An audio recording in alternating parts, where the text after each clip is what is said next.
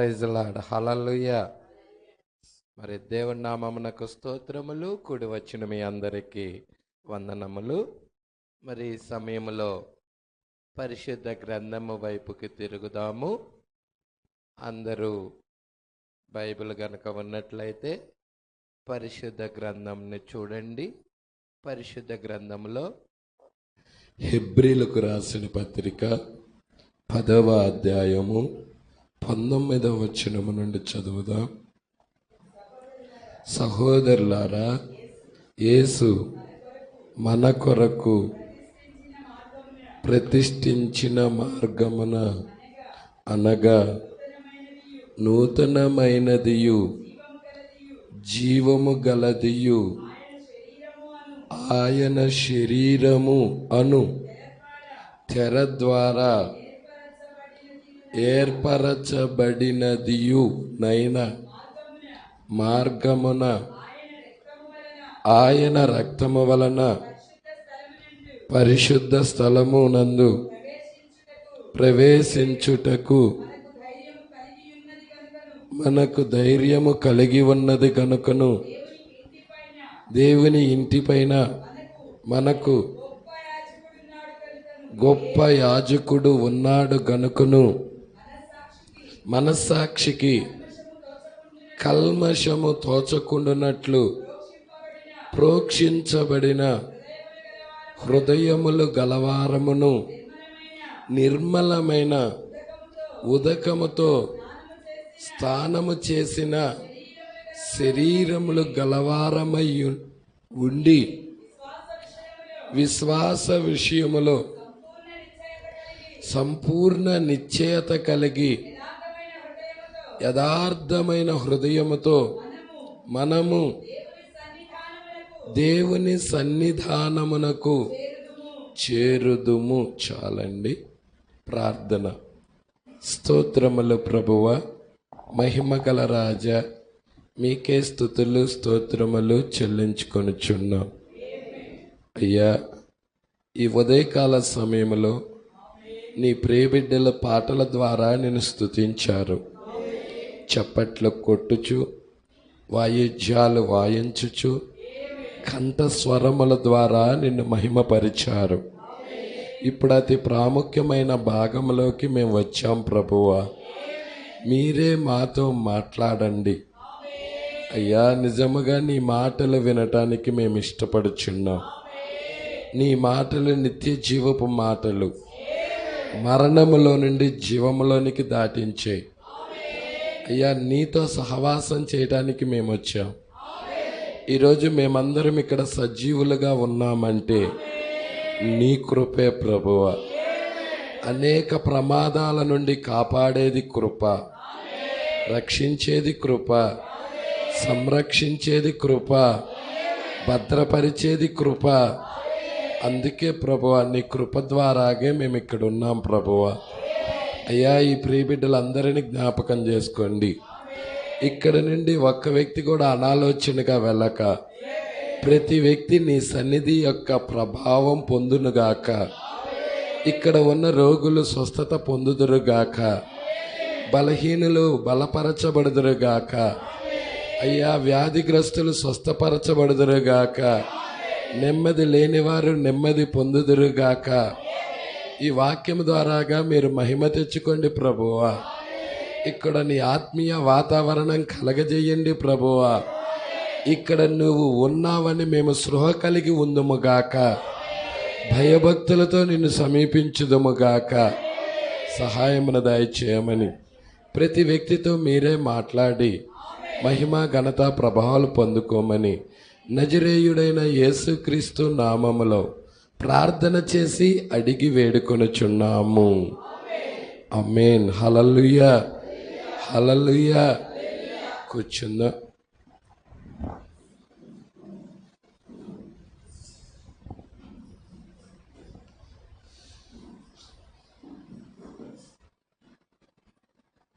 ప్రజల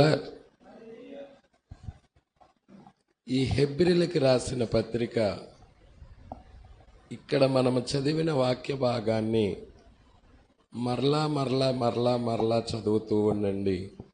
ఎందుకంటే క్రీస్తులో దాచబడిన జీవము అనే వర్తమానంలో ఈ లేఖనమే తీసుకున్నాడు.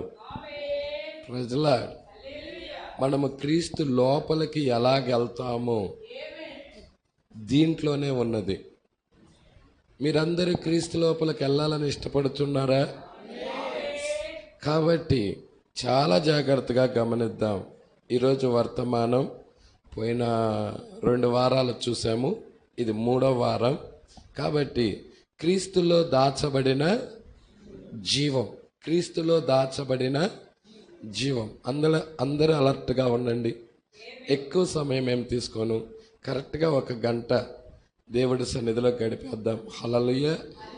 కాబట్టి ప్రతి వ్యక్తి కూడా చాలా కాన్సన్ట్రేషన్తో వాక్యం వినాలని నేను ఇష్టపడుచున్నాను. ప్రజల మీ దగ్గర ఆ పుస్తకం కనుక నేను మీకు ఇవ్వటం జరిగి ఉన్నది, క్రీస్తులో దాచబడిన జీవం. ఎవరి దగ్గరైనా బుక్ లేకపోతే ఇక్కడ కొన్ని పుస్తకాలు ఉన్నాయి. సహోదరుడు ఎఫ్రాయిమును అడిగి బుక్స్ మీరు తీసుకోవచ్చు. కాబట్టి బుక్ ట్రస్టీగా అతన్ని నియమించటం జరిగి ఉన్నది. కాబట్టి ఎవరైనా ఏ బుక్ కావాలైనా అతను సంప్రదించండి, మీకు ఆ వర్తమానము అందజేస్తాడు. దేవుడికి మహిమ కలుగును గాక. కాబట్టి మనము పోయిన వారము 24వ పేరా దాకా చూసుకున్నాము, 23 దాకా చూసుకున్నాము. ఇప్పుడు ఈ వారము 24 నుండి చూడబోతున్నాం. హల్లెలూయా. సరే, 24వ పేరా, దీంట్లో కొంత భాగం మనం చూసామని నేను నమ్ముచున్నాను. హల్లెలూయా. సరే, ఇప్పుడు మరలా మనము క్రీస్తులో దాచబడిన జీవము అనే వర్తమానం వైపుకి మనం తిరుగుతున్నాం. ప్రజల అయితే మీకు ఈ పిక్చర్ అర్థం అవ్వాలన్నమాట. దేవుడికి మహిమ కలుగును గాక. ఇక్కడ మనకి ఏం కనబడుతున్నాయ్యా అంటే మొదటి నిర్గమంలో దేవుని యొక్క ఆలయాన్ని ఎవరు కట్టారు? దేవుని ఆలయాన్ని మోషే యొక్క కొండ మీద చూపించిన నమూనా ప్రకారంగా ఆలయాన్ని కట్టటము జరిగి ఉన్నది. హల్లెలూయా.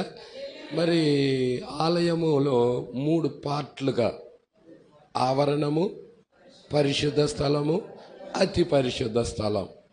అర్థమవుతుందా? 3 పార్టులుగా ఆలయాన్ని కట్టడం అనేది జరుగుతూ ఉన్నది. ఇక్కడ కూడా ఆ యొక్క 3వ పార్టులో అతి పరిశుద్ధ స్థలంలోనే దేవుడు నివసించేది. ప్రజలందరూ కూడా ఎక్కడి వరకు వెళ్తారంటే ఆవరణము వరకే వెళతారు. యాజకులు ఎక్కడికి వెళ్తారంటే పరిశుద్ధ స్థలము వరకు వెళ్ళి సేవ చేస్తారు.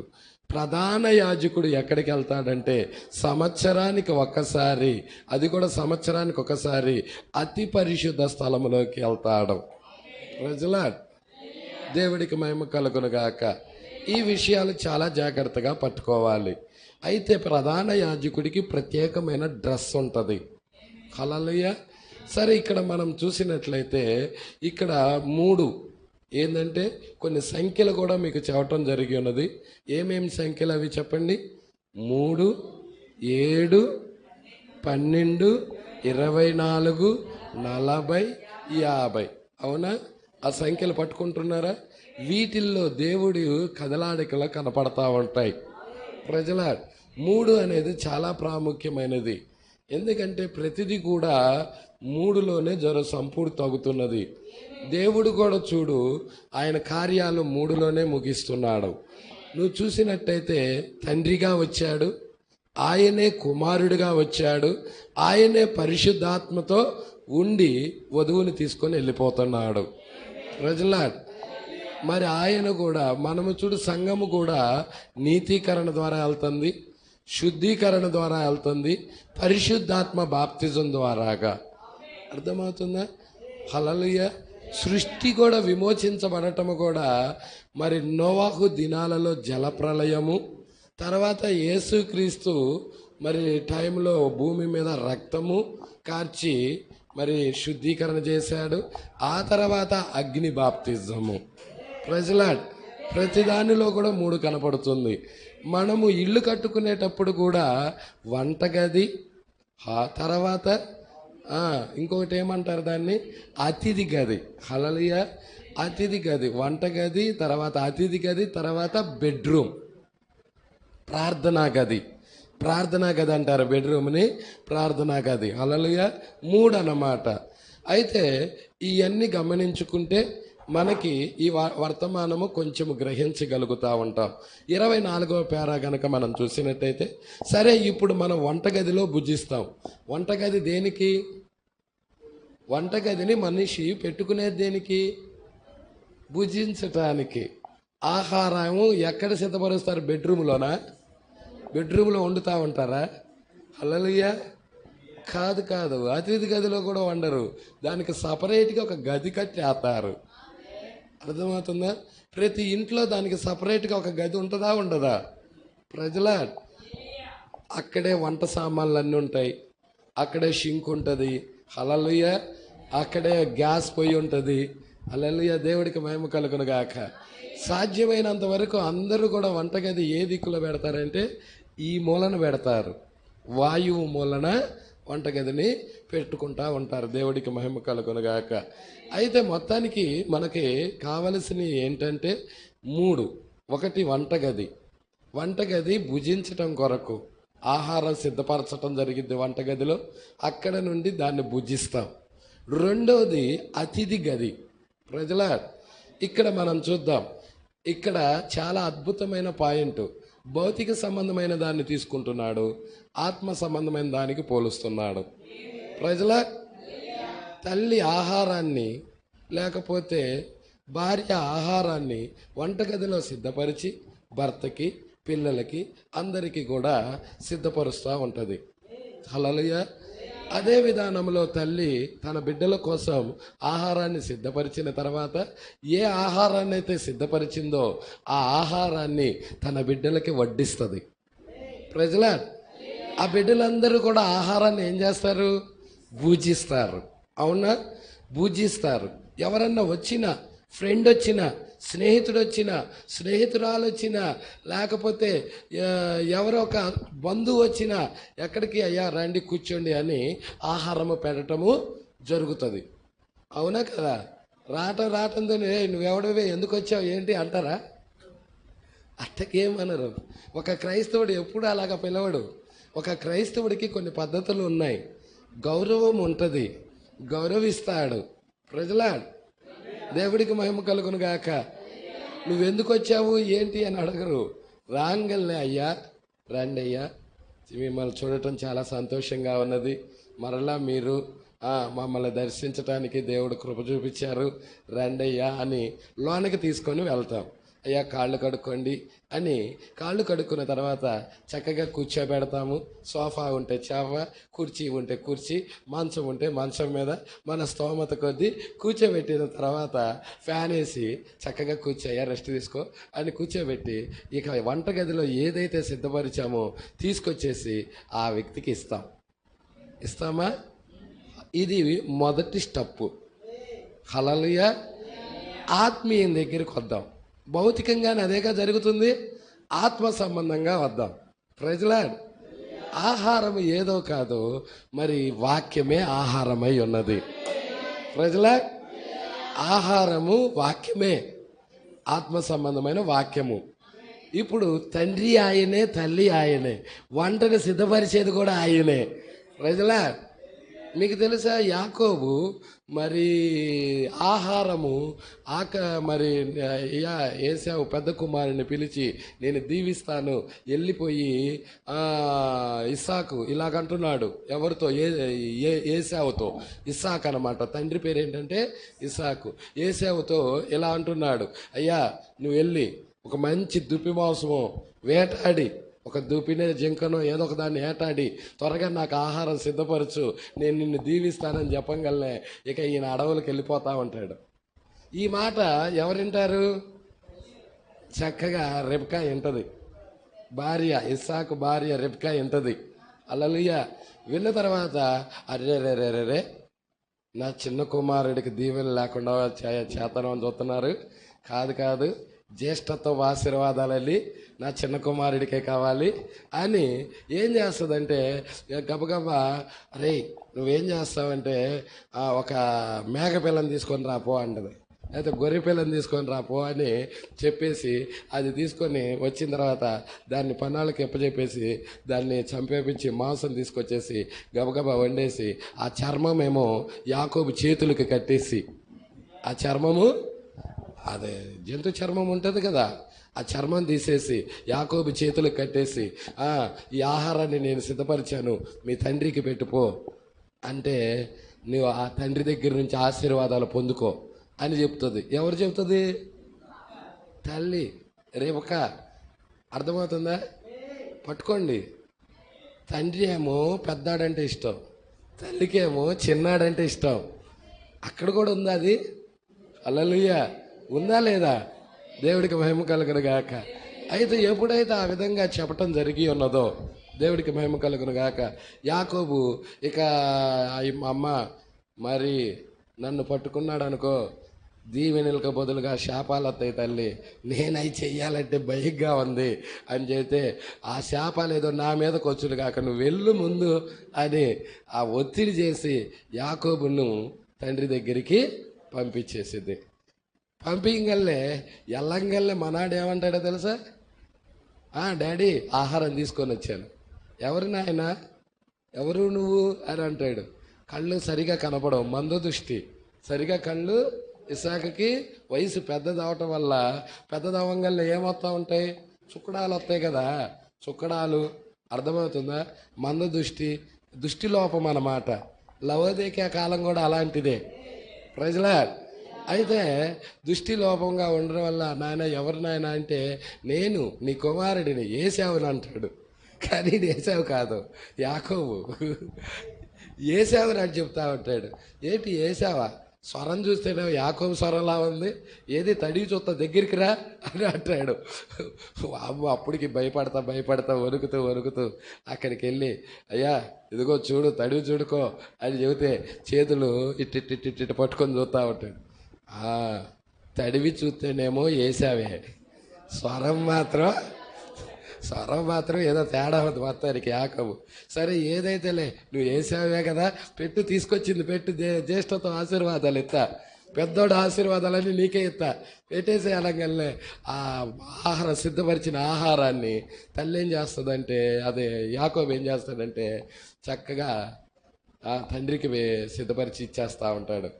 వడ్డంగల్నే సంతృప్తిగా తినేసి జ్యేష్ఠత్వపు ఆశీర్వాదాలన్నీ యాకోబుకి ఇచ్చేస్తాడు. చిన్నవాడైనా యాకోబుకి ఇచ్చేస్తాడు. ఈయన ఆశీర్వాదాలు పొందుకొని బయటకు వచ్చేస్తాడు. కొద్ది సమయం అవ్వగానే పెద్దోడు వస్తాడు. పెద్దోడు వచ్చేసి, డాడీ ఇదిగో ఆహారాన్ని తీసుకొచ్చారంటాడు. ఏంటి ఇందాకొచ్చింది ఎవరు? నువ్వు కాదా అంటే, ఇందాక ఇంకొకడు వచ్చాడా? వచ్చాడు, ఆశీర్వాదాలు కూడా పొద్దుకొని వెళ్ళిపోయాడు. నాకేమి లేవు ఆశీర్వాదాలు. ప్రజలా జ్యేష్ఠత్వ ఆశీర్వాదాలు అన్నీ కూడా ఎవరికి ఇవ్వబడ్డాయి అంటే, అన్ని జనులకి ఆయన భార్యకి ఇవ్వబడ్డాయి. హల్లెలూయా. పెద్దవాడు ఇజ్రాయేలు, చిన్నవాడు అన్ని జనులు. ఈ యొక్క అన్ని జనులకి జ్యేష్ఠత్వపు ఆశీర్వాదాలు ఇవ్వబడ్డాయి. మోసగాడైన అబద్ధికుడైన ఈయనే ప్రేమించాడు దేవుడు కూడా. హల్లెలూయా. యాకోబు అబద్ధం ఆడా లేదా? యాకోబు మోసం చేశాడా లేదా? అయినా కానీ ఎవరిని ప్రేమించాడు? యాకోబుకే ఆశీర్వాదాలు వచ్చాయి, యాకోబుకే దీవెనలు వచ్చాయి. ఈరోజు దీవెనలన్నీ అన్ని జనుల మీదే ఉన్నాయి, వధువు మీదే దీవెనలు ఉన్నాయి. దేవుడికి మహిమ కలుగును గాక. మన మీద పర్ఫెక్ట్ అయినా, మనం పర్ఫెక్ట్ కాదు, అయినా దీవెనలు ఇచ్చేశాడు అంతే దేవుడు. దేవుడికి మహిమ కలుగును గాక. చూసావా, తల్లి తీసుకొచ్చి ఆహారం సిద్ధపరిచిన తర్వాత మరి ఇస్తా ఉన్నది. అలాగే ఇక్కడ ఆహారం సిద్ధపరిచిన వాక్యాన్ని ఇక మీరేం చేస్తారంటే, కొంతమందిని తీసుకొని వస్తారు సంఘానికి. మీరే కాదు, మీ బంధువులను, మీ ఇంటి పక్కన వాళ్ళను. అక్కడ ఆ వాక్యము చాలా ఆత్మీయంగా బలంగా ఉంది, చాలా బాగుంటుంది, నీకు నిత్య జీవం దొరుకుతుంది, ఒకసారి రామ్మా అని తీసుకొచ్చి ఇస్తూ ఉంటారు. తీసుకొచ్చి మందిరానికి తీసుకొస్తూ ఉంటారు. ఇక్కడి నుంచి ఏం వడ్డించబడతా ఉంటుంది? ఆహారం వడ్డించబడతా ఉంటుంది. Praise Lord. ఎప్పుడైతే వాక్యం అనే ఆహారము ఇక్కడ వడ్డించబడతా ఉంటుందో, ఇక వడ్డించబడంగానే ఆ కొత్తగా వచ్చిన వాళ్ళు పూజిస్తారు. ప్రజలా కొత్తగా వచ్చిన వాళ్ళు ఆహారాన్ని భుజిస్తారు. చక్కగా ఆ యొక్క కూర్చోబెట్టేసిన తర్వాత ఆహారాన్ని ఇచ్చారు. ఇవ్వంగానే ఆ పాపి, ఆ లోకస్తుడు, ఆ యొక్క బయట ఉన్న ఆ వ్యక్తి ఎప్పుడైతే మొట్టమొదటిసారిగా ఆహారం తింటున్నాడో, ఇది చాలా బాగా ఉన్నది, చాలా రుచిగా ఉన్నది, చాలా ఆత్మీయంగా ఉంది ఈ వర్తమానం, రోజు ఇక్కడికే వస్తే బాగుండు, హల్లెలూయా, నేను వీళ్ళల్లో ఒకటిగా ఉంటే బాగుండు, నేను మరి వీళ్ళల్లో కలిసిపోతే బాగుండు అని ఆ వ్యక్తికి ఏం కలుగుతుంది? మారు మనసు కలుగుతుంది. వినంగా వినుట వల్ల విశ్వాసం వస్తుంది. విశ్వాసం అతన్ని మారు మనసులోకి తీసుకొని వెళ్తుంది. ప్రజలా ఇక లోకాన్ని వేరవుతాడు, సంఘశాఖను వదిలిపెడతాడు, మారు మనసు కలుగుతుంది అతడికి. ఎప్పుడైతే మారు మనసు అతనికి కలిగినదో, హల్లెలూయా, సంగమా పట్టుకుంటున్నారా? ఇక రెండో గదిలోకి వస్తాడు అతను. మొదటి గదిలో నుండి, మొదటి ఆవరణంలో నుండి రెండవ దానిలోకి వస్తాడు. హల్లెలూయా. ఆ వ్యక్తి, అయ్యా నేను కూడా బాప్తిజం తీసుకుంటానయ్యా, నేను కూడా లోకాన్ని వదిలిపెట్టేశా, నేను కూడా పాపాన్ని విడిచిపెట్టేశాను, నేను ఇక నుండి సంఘంలో ఒక సభ్యుడిగా ఉండటానికి ఇష్టపడుచున్నాను, దేవుని యొక్క ఆ యొక్క పనిలో నేను కూడా ఒకడనయ్యా అని బాప్తిజం తీసుకోవటానికి అతడు ముందుకొచ్చేస్తాడు. ప్రజలా అప్పుడు ఆ వ్యక్తి ఏమవుతాడు? ఇక మీకు సహోదరుడు అవుతాడు, సహోదరి అవుతుంది. దేవుడికి మహిమ కలుగును గాక. హల్లెలూయా. ఇక్కడ విందాం, ఇక్కడికి వచ్చేద్దాం. ఈ యొక్క వృత్తాంతాన్ని మనసులో పెట్టుకొని ఇక్కడ చదివింది చూడండి, మీకు అర్థమవుతుంది. ఇప్పుడు సరే, మనము వంటగదిలో భుజిస్తాం, అది పాపి అక్కడికి వచ్చి దేవుని వాక్యాన్ని భుజిస్తాడు. మొదటిది ఎక్కడ? పాపి అక్కడికి వచ్చి దేవుని వాక్యాన్ని భుజిస్తాడు. వినుట వల్ల విశ్వాసము కలుగును. ప్రజలా అర్థమవుతుందా? ఇప్పుడు ఆ యొక్క అతనికి విశ్వాసం ఎప్పుడైతే వాక్యం ద్వారా వచ్చిందో, వాక్యం లేకుండా ఏ వ్యక్తికి విశ్వాసం రాదు. అర్థమవుతుందా? వాక్యపు విశ్వాసం రావాలంటే వాక్యం ఉండాల్సిందే. వాక్యపు విశ్వాసం రావాలంటే వాక్యము ఉండాల్సిందే. వాక్యం లేకుండా వాక్యపు విశ్వాసం రాదు. ప్రజలా కాబట్టి వినుట వల్ల విశ్వాసం కలుగును. ఎప్పుడైతే అతడికి వాక్యపు విశ్వాసం వచ్చిందో, నెక్స్ట్ రెండో దాంట్లోకి వెళ్తున్నాడు. అదే నెక్స్ట్ పేరానే రెండవది. అతడు దేవుని వాక్యం వినిన తర్వాత, అంటే మొదటిదేంటి? మొదటిది కిచెను, వంటగదిలో భోజనం తిన్నాడు కదా. భోజనం చేసిన తర్వాత ఇప్పుడు అతడు భోజనం తిన్న తర్వాత దేవుడి వాక్యాన్ని తిన్న తర్వాత, విన్న తర్వాత అతడు సంఘము యొక్క సహవాసములో పాల్గొనును. ఎక్కడికి వచ్చేస్తున్నాడు? సంఘము యొక్క సహవాసములోకి వస్తున్నాడు, అపోస్తుల బోధలోకి వస్తున్నాడు, అపోస్తుల సహవాసంలోకి వస్తున్నాడు, రొట్టె విరుచుటలోకి వస్తున్నాడు, సంఘ సభ్యుడవుతున్నాడు. ప్రజల ఆ యొక్క ఎత్తబడే గుంపులో, హల్లెలూయా, ఇతడు కూడా చేర్చబడతా ఉన్నాడు. దేవుడికి మహిమ కలుగును గాక. అందుకే ఇక్కడ అంటున్నాడు, అతడు సంఘము యొక్క సహవాసములో పాల్గొనును. అతడు వాక్యమును విని దానిని చేర్చుకొనిన తర్వాత ఫస్ట్ ఏం చేయాలి? వాక్యాన్ని వినాలి. హల్లెలూయా. అయ్యా, మా బంధువులు వచ్చారు, బాప్తిజం తీసుకోవటానికి వచ్చారు. పాస్టర్ గారు బాప్తిజం ఇవ్వరా? నిలబడతారా వాళ్ళు? నువ్వు బంధువు అని ఇప్పించావు, చుట్టమని ఇప్పించావు, కానీ వాడికి వాక్యపు బయలుపాటు లేదు, వాక్యపు ప్రత్యక్షత లేదు. వాడు ఏదన్నా అలుగుడు ఎక్కువ, వాడు అలుగుతాడు. కొంచెం గట్టిగా చెప్పామనుకో వాక్యం, కొంచెం కఠినంగా ఉందనుకో వాక్యం, ఓ అమ్మ నువ్వు నన్ను తీసుకెళ్ళి బలంతా అనిపించావు కదా తల్లే, ఆ పాస్టర్ ఏంటి అట్టా బోధెత్తున్నాడు తల్లే, నువ్వు వద్దు, నీ సంఘము వద్దు, నీ పాస్టర్ వద్దు, గుడ్ బై అంటాడు. ఇక సంఘానికి రాడు. జరుగుతున్నాయా లేవా? జరుగుతున్నాయి. వాక్యాన్ని ప్రేమించేవాడు అనుకో, అతడంతటా అతడికే కలిగిందనుకో, అతడు ఎల్లలేడిక. అర్థమవుతుందా? అతడు ఎల్లలేడు. అతనంతటా అతడికి వాక్యపు బయలుపాటు పొందుకొని వాక్య ప్రత్యక్షతను పొందుకుంటే ఆ వ్యక్తి ఎంత శోధన వచ్చినా ఎంత శ్రమ వచ్చినా అక్కడే అతడు నిలబడతాడు. అతడు ఒక్కోసారి తుఫాన్లు వస్తూ ఉంటాయి. తుఫాన్ వచ్చేటప్పుడు గాలి గంటకి 80 కిలోమీటర్ల వేగంతో వీస్తుందని రేడియోలో అనౌన్స్మెంట్ చేస్తూ ఉంటారు. మామూలు గాలి కంటే కూడా తుఫాన్ గాలి ఎంత స్పీడ్గా ఉంటుంది, ఎక్కువగా ఉంటుందా లేదా? అప్పుడు ఈ చెట్లన్నీ ఏమవుతాయి? ఆ గాలికి వంగిపోతాయి. అవునా? ఎటు నుంచి అయితే గాలి కొడతా ఉందో వంగిపోతూ ఉంటాయి. కానీ అది ఏర్లు, అది గాలి ఎప్పుడైతే వీస్తూ ఉందో ఇంకా అంట ఏర్లు లోనకి వెళ్తా ఉంటాయి అంట. ప్రజలా, ఇంకా విశ్వాసం, ఒక నిజమైన క్రైస్తవుడు ఇంకా విశ్వాసములో లోతుకెళ్తా ఉంటాడంట, వాక్యంలో లోతుకెళ్తా ఉంటాడంట. ఆ శ్రమ వచ్చినప్పుడు, ఆ శోధన వచ్చినప్పుడు ఇంకా విశ్వాసం ఇతడు పెరుగుతూ ఉంటది. అదే లోకస్తుడు అనుకో, వామ్మో యేసుక్రీస్తు నమ్ముకుంటేనే ఇంత శోధన వచ్చింది, ఇక వద్దు నాయన, నువ్వు వద్దు, దేవుడు కూడా వద్దు నాయన అనుకొని ఇక గుడ్ బై చెప్పి వెళ్ళిపోతూ ఉంటారు. కానీ ఈ బయలుపాటు పొందిన వ్యక్తి, ఈ ఆహారాన్ని భుజించిన వ్యక్తి, చెప్పలేదా యేసు మొదటి నిర్గమంలో మన్నాను తిని కూడా చనిపోయారు. మీ పితరులు మన్నాను తిని కూడా చనిపోయారు. నేనిచ్చే ఆహారం తిన్నవాడు ఎన్నడూ చనిపోడు. అది జీవమై ఉన్నది, నిత్య జీవమై ఉన్నది. వాడు మరణంలో నుంచి జీవంలోకి దాడతాడు. చెప్పాడా లేదా యేసుక్రీస్తు? దేవుడికి మహిమ కలుగును గాక. కాబట్టి ఇక్కడ ఏమంటున్నాడు, చాలా జాగ్రత్తగా ఈ విషయాలు పట్టుకోండి మీరు. హల్లెలూయా. కాబట్టి ఒక వ్యక్తిని ప్రభు దగ్గరికి వాక్యము వినటం దగ్గరికి తీసుకురావాలి.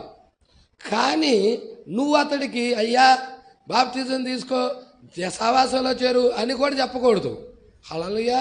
ఆ వాక్యం విన్న తర్వాత అతడు డెసిషన్ తీసుకోవాలి. Praise the lord. అతడంతటా అతడే ముందుకు రావాలి. Praise the Lord. ప్రవక్త ఇలా చెప్తాడు. హల్లెలూయా. కోడి గుడ్లు పెడుతుంది. ఆ గుడ్లు పెట్టిన తర్వాత కోడి పెట్ట కింద ఈ గుడ్లన్నీ పొదుగుతూ ఉంటుంది, పొదగేస్తారు. అవునా? మీ అందరికీ తెలుసులే, కోళ్ళు పెంచేవాళ్ళు మీకు తెలియకుండా ఎందుకుంటాయి? హల్లెలూయా. పొదిగేసినప్పుడు ఆ తల్లి యొక్క ఆ వేడి, ఆ కోడి యొక్క వేడి ఆ గుడ్లకు తాకి, హల్లెలూయా, ఆ గుడ్లు పొదుగుతూ ఉంటాయి. అయితే అమ్మా నేను నీకు హెల్ప్ చేస్తాను అని నువ్వు దానికి ఒక చిన్న బెజ్జం వేసిన ఆ పిల్ల చచ్చిపోతుంది. ప్రజలాడ్. ఆ పిల్లే తనంతట తాను పొడుచుకొని బయటికి రావాలి. ప్రజలాడ్. నువ్వు దానికి ఎటువంటి సహాయం చెయ్యకూడదు అని అక్కడ ప్రవక్త మాట్లాడుతూ ఉన్నాడు. ప్రజలాడ్. ఎందుకంటే బయట వాతావరణానికి ఆ గుడ్డు లోపల ఉన్న జీవి సెట్ అయ్యేంతవరకు అది గుడ్లోనే ఉండాలి. ప్రజలాడ్. ఆ బయట వాతావరణానికి సెట్ అయ్యేంతవరకు కూడా అది గుడ్డు లోపలే భద్రంగా ఉంటుంది. ఎప్పుడైతే అది ముక్కుతో పొడుచుకొని అది ఆ వాతావరణం సెట్ అయ్యే తర్వాత అది ముక్కుతో పొడుచుకొని బయటకు వచ్చేస్తుంది. ఆ తర్వాత అది సెట్ అయిపోతుంది. ప్రజలాడ్. అంటే తనకై తాను ప్రయాసపడాలి. దేవుడికి మహిమ కలుగును గాక. ఎవరు హెల్పింగ్ చేయటానికి వీల్లేదు అక్కడ. అలాగుంటుంది కొత్త జన్మ. కొత్త జన్మ అనేది అలాగుంటుందని ప్రవక్త మాట్లాడుతున్నాడు. హల్లెలూయా. కాబట్టి ఇక్కడ చాలా జాగ్రత్తగా పట్టుకుందాం. ఏమంటున్నాడో చూద్దాం. అతడు వాక్యమును విని దానిని చేర్చుకొనిన తర్వాత అప్పుడు మీరు అతడికి క్రైస్తవ బాప్తిజాన్ని ఇస్తారు. అతడు చేర్చుకున్నాడు, అతడు విశ్వసించాడు, అతడు నమ్మకముగా దేవుడి సన్నిధికి వస్తూ ఉన్నాడు, వాక్యాన్ని అంగీకరించాడు. అతడికి అప్పుడు నెక్స్ట్ రెండో స్టెప్ ఏంటి? క్రైస్తవ బాప్తిస్మమును ఇస్తాం. హల్లెలూయా. అంటే ఇతడు మొదటి మెట్టు నుండి రెండో మెట్టుకు వచ్చేసాడు. నీతీకరణ నుండి శుద్ధీకరణ దగ్గరికి వచ్చేసాడు. నీతీకరణ అంటే నువ్వు వాక్యాన్ని వినటమే, మారు మనసే. వాక్యం వినటం ద్వారాగే నీకు మారు మనసు కలుగుతుంది. అదే నీతీకరణ అయి ఉన్నది. నువ్వు మొదటి మెట్టు నుండి ఇప్పుడు ఎన్నో మెట్లోకి వచ్చేస్తున్నావు? రెండో మెట్లోకి వచ్చేస్తున్నావు. ప్రజలా క్రైస్తవ బాప్తిజం తీసుకుంటున్నావు. హల్లెలూయా.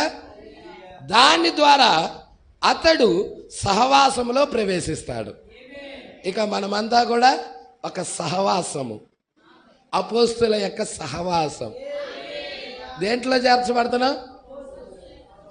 అపోస్తుల యొక్క సహవాసములోను ఏమంటున్నాడు? రొట్టె విరుచుట. అపోస్తుల బోధలో, సహవాసములో, రొట్టె విరుచుటలో, ఎడతెగక ప్రార్థన చేయుటలో. ఇదేగా బేసు వాళ్ళు వేసింది, ఇదేగా వేసింది. యేసుక్రీస్తు శిష్యులు హల్లెలూయా కిచెన్లోకి వెళ్ళి ఆ వంటను తయారు చేసి తీసుకొచ్చి ఇచ్చినప్పుడు వారు ఆ వాక్యాన్ని భుజించారు. యేసే క్రీస్తుని ప్రకటించారు. వాళ్ళు భుజించారు, మారు మనసు పొందారు. వాక్యం వాళ్ళకి గుచ్చబడినది, వాక్యం వాళ్ళకి పొలవబడినది. తర్వాత వారు ఏం చేశారు? రెండో స్టెప్లోకి వచ్చారు. విశ్వాసం ఉంచిన తర్వాత రెండో స్టెప్ ఏంటంటే క్రైస్తవ బాప్తిజం తీసుకోవటం.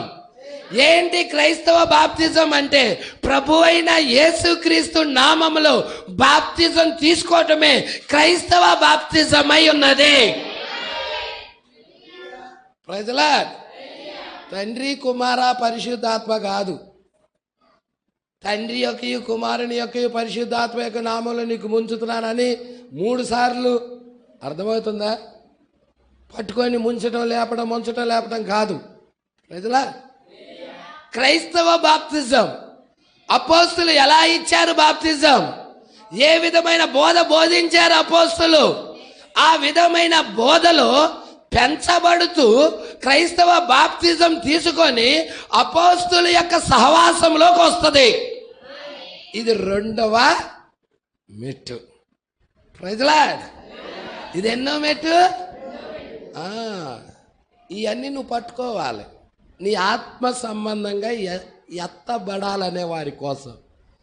నాకు ఎత్తబాటే అవసరం లేదంటే నువ్వు అసలు ఇక్కడికి వచ్చి కూర్చోవాల్సిన అవసరం లేదు. ఎవడు బలవంతం చేయలే నిన్ను. అర్థమైందా? తిరుగు రోడ్లు అమ్మితే తిరుగు, తాగు, తంతిక్కలాడు. ఎవడొద్దంటాడు? నీ ఇష్టం వచ్చినట్టు ప్రవర్తించు. తీర్పు దినమంది అనేది ఒకటి ఉందని మర్చిపోకు. ఆ దినాన నువ్వు జీవితాన్ని బట్టి, నువ్వు తిరిగిన తిరుగుడును బట్టి లెక్కలోకి తీసుకొస్తాడు దేవుడు. ప్రైజ్లా. నీ క్రియలను బట్టి తీర్పు తీరుస్తాడు అక్కడ. దేవుడికి మహిమ కలుగునుగా అక్క. హల్లెలూయా. ఇక్కడికి ఎందుకు వస్తున్నాం మనము అంటే క్రైస్తవ బాప్తిజం తీసుకున్న మనము, ఆయన సహవాసంలో పాల్గొంటున్న మనము, మన శరీరాలు మార్చబడాలి. ప్రజల వ్యక్తిగతంగా దేవునితో కలుసుకోవాలి.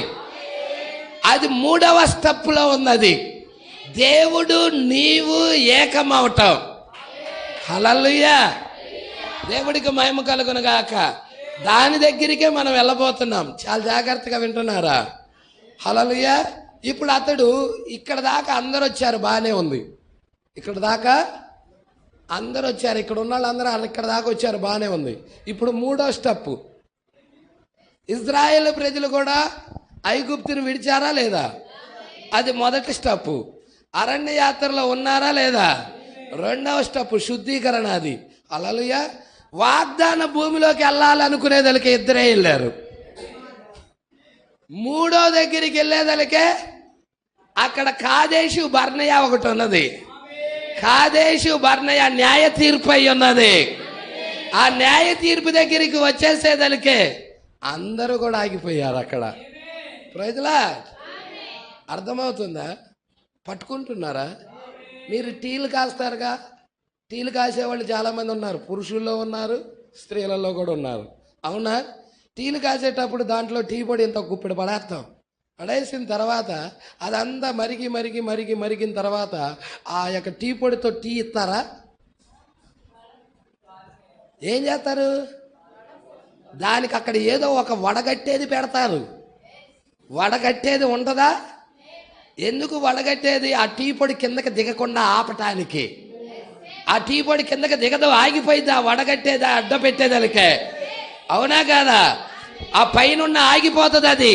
అదే కాదేశు బర్నియా దగ్గర అదే చేశాడు దేవుడు. హల్లెలూయా.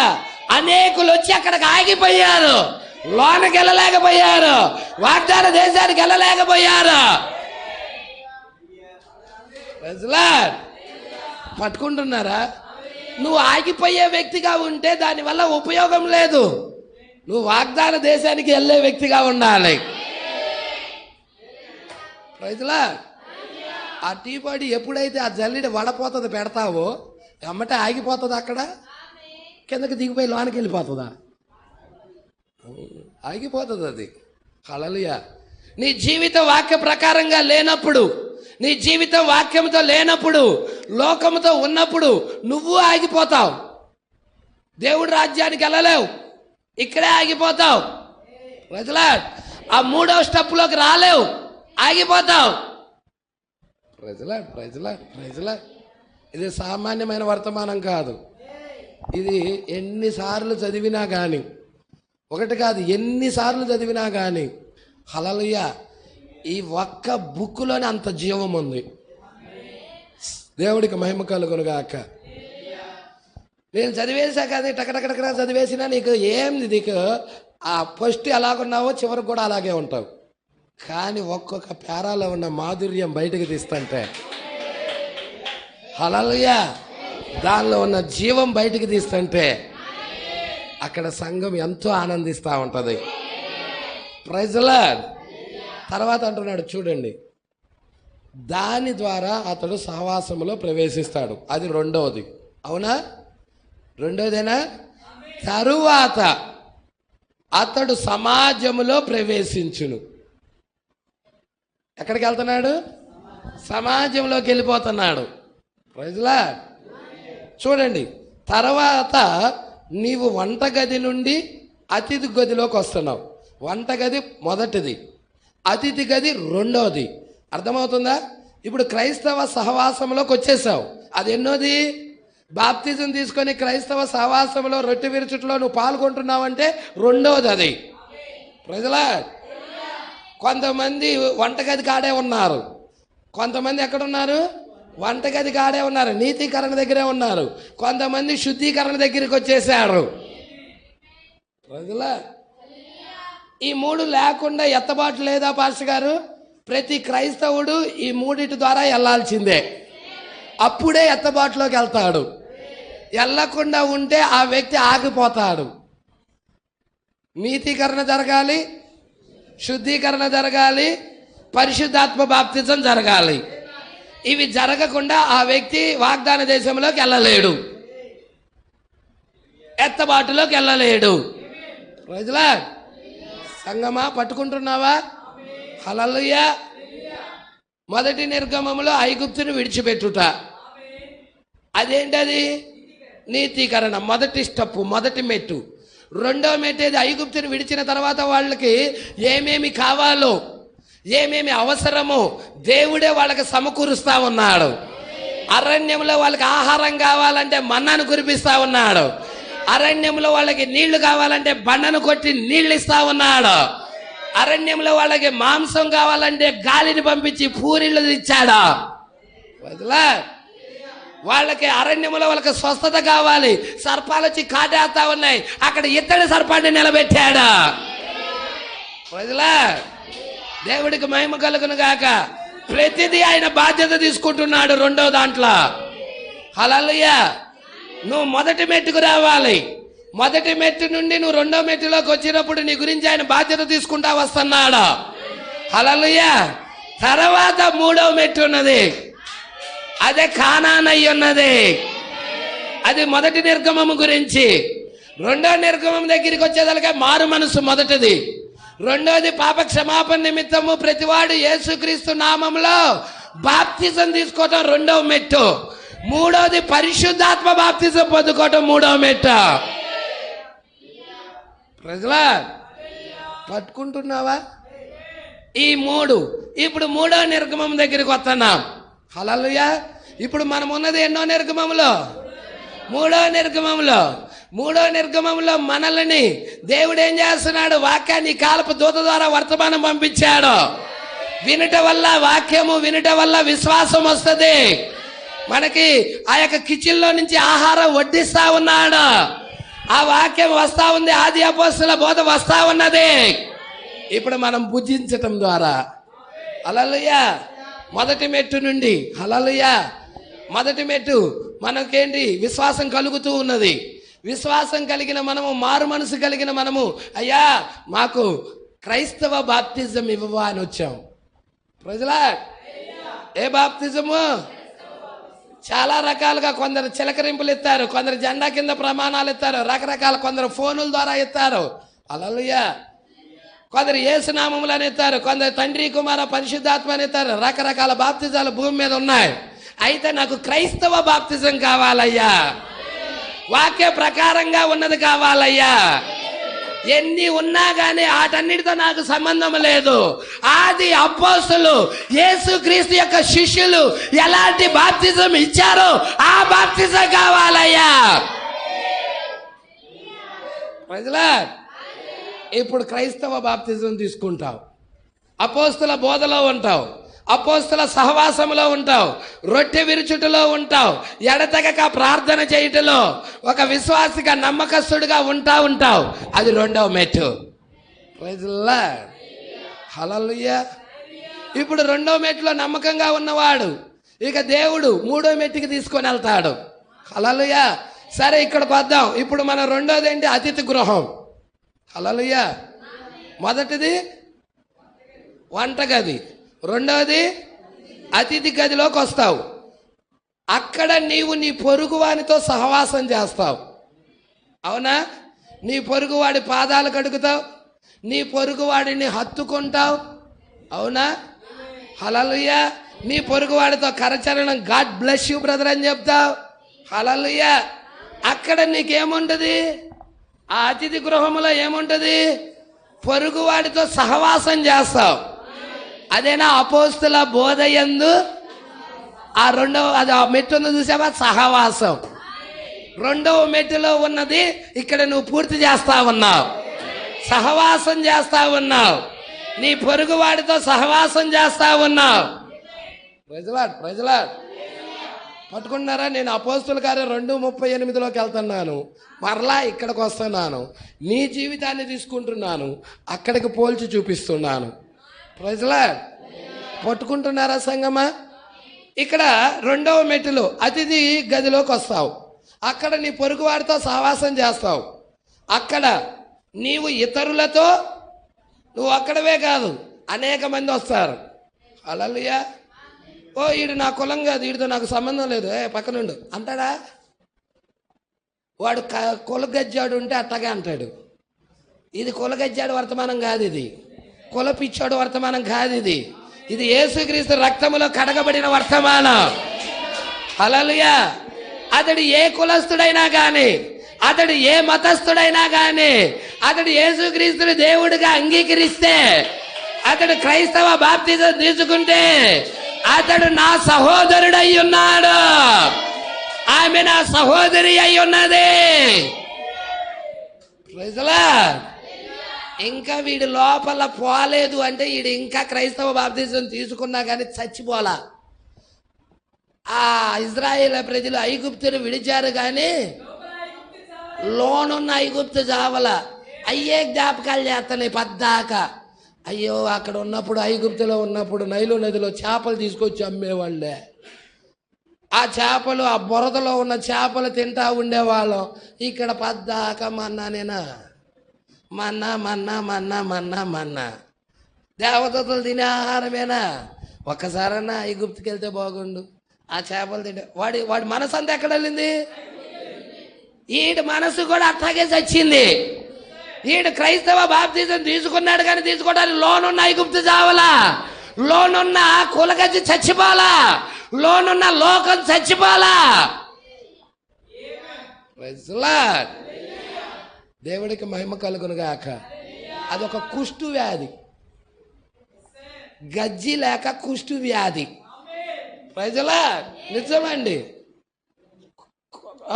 ఇట్లా అంటాడు, బ్రదర్ నాకు ఒక ఆయన ఇలా ఫోన్ చేసి, బ్రదర్ మా అమ్మాయికి సంబంధం కావాలి బ్రదర్, ఎవరైనా మీ సంఘంలో ఈ క్యాస్ట్ వాళ్ళు ఉన్నారా? ఇదే క్యాస్టు. ఒరే నీకేమైనా క్యాస్ట్ ఏమైనా ఉద్ధరించిద్దా? ఏమన్నా ముద్ద పెట్టిద్దా నీకు? నీకు యాక్సిడెంట్ అయితే రక్తం కావాల్సి వస్తే వేరే వాడి క్యాస్ట్ రక్తం తీసుకుంటున్నాను, అవునా కాదా? యాక్సిడెంట్ అయినప్పుడు వాడు అయ్యో నా క్యాస్ట్ రక్తమే కావాలనొచ్చుగా అప్పుడు నువ్వు.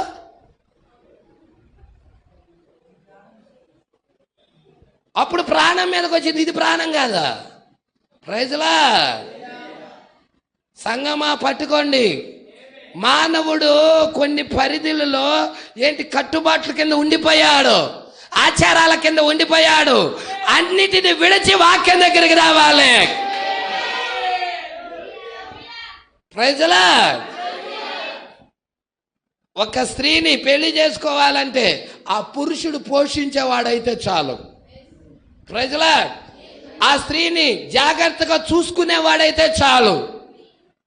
ప్రైజ్లా అలాంటి వ్యక్తికి ఖచ్చితంగా క్రైస్తవ బాప్తిజం పొందిన వ్యక్తి, పరిశుద్ధాత్మ బాప్తిజం పొందిన వ్యక్తికి ఖచ్చితంగా ఆ యొక్క స్త్రీ ఎటువంటి ఆ యొక్క వాక్య ప్రకారంగా ఉన్న స్త్రీని ఇచ్చి పెళ్లి చేయొచ్చు. హల్లెలూయా. క్యాస్టులు కాదు కావాల్సింది, చదువు కాదు కావాల్సింది, అందం కాదు కావాల్సింది. ప్రజలా పరిశుద్ధాత్మ బాప్తిజం పొందితే దేవుడే ఆ వ్యక్తి కోసం పంపిస్తాడు అక్కడికి, అంతే. టేకప్ తీసుకుంటుంది ఎవరో తెలుసా? సృష్టికర్త నీ గురించి టేకప్ తీసుకుంటున్నాడు. నువ్వు ప్రయాణించేటప్పుడు నీ గురించి టేకప్ తీసుకోవటం లేదా? వాహనాల్లో వెళ్తున్నప్పుడు నీకు ఆయన కృప లేకపోతే నువ్వు వెళ్ళగలుగుతావా? నువ్వు కరెక్ట్గా వెళ్తున్నా కానీ ఎదుటోడు కరెక్ట్గా వస్తాడని లేదు. నువ్వు వెళ్ళొచ్చు కరెక్ట్గా, ఎదుటోడు కరెక్ట్గా రాడు. ప్రజలా ఎదుటోడు అటు ఇటు ఇటు తిప్పాడంటే చాలు పట్టు పడిపోతావు. ఆయన కృప లేకపోతే బాత్రూమ్ కానీ పాస్ కానీ బాత్రూమ్కి వెళ్తే ఆడ పాసి పెట్టి కాలేజీలు టర్రగా జరిగి పడకండి నలుగురు ఇరుగుతుంది. వాడు ఆ ఎక్సర్ అంటాడు, ఈ ఎక్సర్ అంటాడు, ఆ 10 ఏళ్ళు తీసుకురా అంటాడు, అవునా? బాత్రూమ్కి వెళ్ళి కాలు ఎరగొట్టుకున్న వాళ్ళు ఉన్నారు లేరా? ఎంతమందిని చూడలా, కానీ కృప ఉంది చూసావా? దేవుడు కృపని కాపాడుతున్నాడు చూసావా? అది చాలదా? Praise Lord. ఆయన ఉచితమైన కృప అండి. ఈరోజు ఇంత దూరం మనం వస్తున్నామంటే అంత ఊరు నుండి అది కృప కాదా? ఎన్ని వాహనాలను దాటుకుంటా వస్తున్నాం, ఎంత డేంజరస్ వాతావరణం దాటుకుంటా వస్తున్నాం, అయినా ఉచితమైన కృప ఉంది కాబట్టి.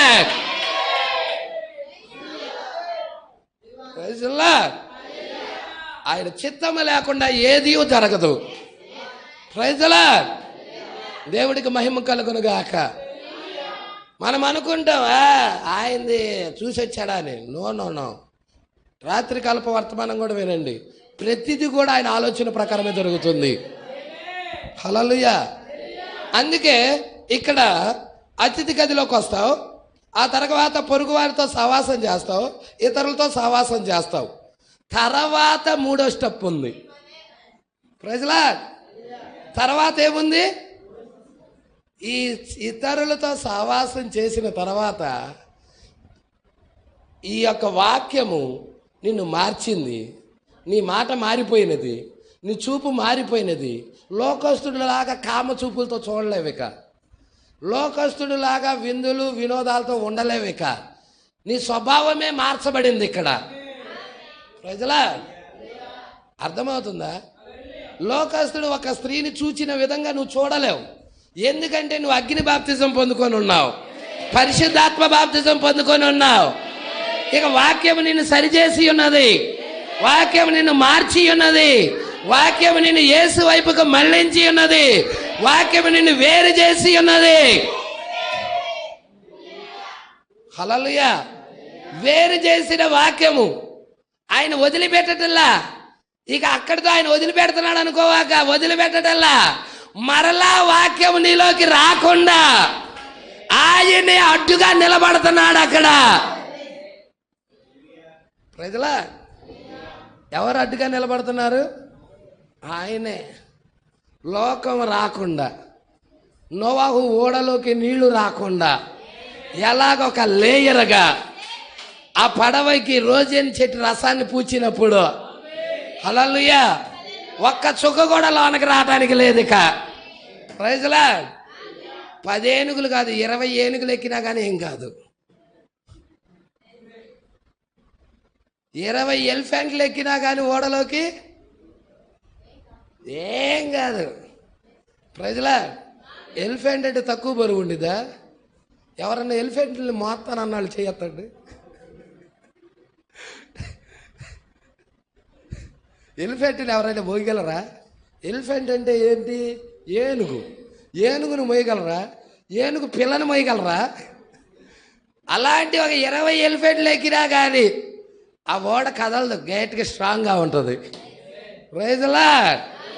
దేవుడికి మహిమ కలుగును గాక. అయ్యో ఎలిఫెంట్ ఎక్కిందే బెజ్జం పడిద్దేమో. No no no no no, ఏ బాదు. హల్లెలూయా. అక్కడ ఉన్నది ఎవరు? క్రీస్తు. అక్కడ ఉన్నది క్రీస్తు. అయ్యో చిన్న చిన్న జంతువులన్నీ ఉన్నాయి, సింహం లోనకొచ్చి మొత్తం తినేసిద్దే. నో నో నో, ఏం తింది అక్కడ. హల్లెలూయా. ఆకలైనప్పుడు ఒక్కొక్క లెగ్ పీస్ తిన్నట్టుగా ఒక్కొక్క దాన్ని సింహం తినేసిద్దేమో. హల్లెలూయా. గొర్రె పిల్లలతో సావాసం చేసింది, పక్కన ఉన్న గొర్రెలతో సావాసం చేసింది సింహం. ఓ గొర్రె పిల్ల ఏం తినిద్ది? గడ్డి తినిద్ది. సింహం కూడా ఓ హనీ బాగున్నావా అంటా వద్దా ఉన్నది. బాగున్నా నువ్వు నా దగ్గరికి వచ్చినావేంటి అని వణుకుతూ గడగడ వణుకుతుంది. ఎందుకంట వణుకుతా? వనకవాగా, నేనేం చెయ్యలే. ప్రజలా, ఏమేమో నిన్ను చూస్తుంటే కూర జంతువులా ఉన్నాను. కూర ఒకప్పుడు, నేను మారిపోయాగా ఇప్పుడు. హల్లెలూయా. నా జీవితమే మారిపోయిందిగా ఇప్పుడు. అవును నిజమేనా? నిన్ను మార్చింది ఎవరు? ఇదిగో వాక్యం. యేసు మార్చాడు నన్ను. నాలో కఠినత్వం పోయినది, నాలో లోకం పోయినది, నాలో పాపం పోయినది, నాలో అవిశ్వాసం పోయినది, లోక కోరికలు పోయాయి. నేను క్రీస్తు వల్లే మార్చబడ్డాను. హల్లెలూయా. ఏంటి నువ్వు కూడా నాకులాగా సాధువేనా? 100% సాధువే. ప్రజలా, ఏమో మాకు డౌట్గా ఉంది. నువ్వు డౌట్ పడాల్సిన అవసరమే లేదు. నేను 100% సాధు జంతువునే. క్రూర జంతువు అనుకున్నా, ఒకప్పుడు క్రూర జంతువునే. యేసు నన్ను మార్చాడు. ఒకప్పుడు నేను లోకస్తుడినే, పాపంలో ఉన్నాను. ఇప్పుడు నన్ను యేసు మార్చాడా. Praise the Lord. ఇప్పుడు నేను నూతన సృష్టిని. నీ స్వభావమే నా స్వభావం కూడా. ఏంటి నా స్వభావం వచ్చిందేంటి నీకు? వచ్చిందిగా, తెలీదా నీకు? హల్లెలూయా. కావాలంటే చూడు, నువ్వేం తింటావు? గడ్డి తింటావు కదా, నేను కూడా గడ్డి తింటాను. సింహం గడ్డి తింది. నోవాహు ఓడలో సింహం గడ్డి తింది. ఇది అందరూ నమ్మరు, కానీ వధువు నమ్ముతుంది. ఎందుకో తెలుసా? 1000 ఏళ్ల పాలనలో సింహము గడ్డి మేస్తదని లేఖనంలో రాయబడి ఉన్నది. సింహము గడ్డి గనక మెయ్యకపోతే నోవాహు ఓడలో ఒక్కొక్క రోజు ఒక్కొక్క జంతువుని సపరించుకొని తింటా ఉండేది. బయటికి ఇక జంతువులు వచ్చాయి కావు, అది ఎముకలు ఉండేవి. Praise the Lord. నోవాహు ఓడలో సింహం ఏం చేసింది? గడ్డి మేసింది. దేవుడికి మహిమ కలుగును గాక. దాని స్వభావం మార్చబడినది. ఒక సింహపు యొక్క స్వభావాన్ని వాక్యం మార్చినట్టయితే, సింహము కంటే కూడా ఉన్నతమైన జీవి మానవుడు. ఈ మానవుడి స్వభావం మార్చలేదా? ఈ మానవుడికి వాక్యము మార్చే శక్తి లేదా? ఖచ్చితంగా ఈ వాక్యం మానవుడిని మారుస్తుంది. Praise Lord. అవునా కాదా? సింహాన్నే మార్చిన దేవుడు నిన్నెందుకు మార్చడు? సింహం సరెండర్ అయింది ఆయనకే, నువ్వు సరెండర్ అవ్వవు, నిన్ను మారుతాడు. నువ్వు చేయాల్సింది ఏం లేదు, సరెండర్ అవటమే, వాక్యానికి ఖైదీ అవటమే. రెండవ గది తర్వాత నెక్స్ట్ గది, మూడవ గది ఏంటది? ఇక పడక గది. హల్లెలూయా. ఇదే ప్రాముఖ్యం. ఈ మూడవదే చాలా most most most most important. ప్రజలా అర్థమవుతుందా?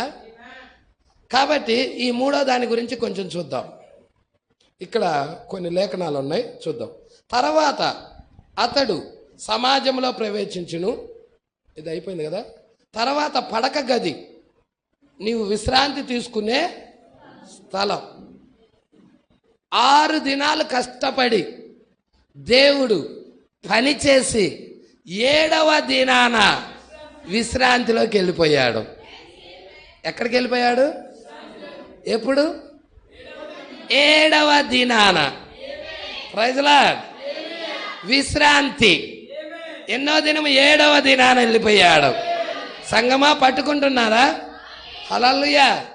ఈ చివరి కాలంలో 7వ సంఘకాలములో సంఘము కూడా 6 దినాలు పనిచేసేసింది. 6 సంఘకాలాల్లో పనిచేసేసి ఉన్నది. ఇప్పుడు ఆమె విశ్రాంతిలోకి వెళ్తా ఉన్నది.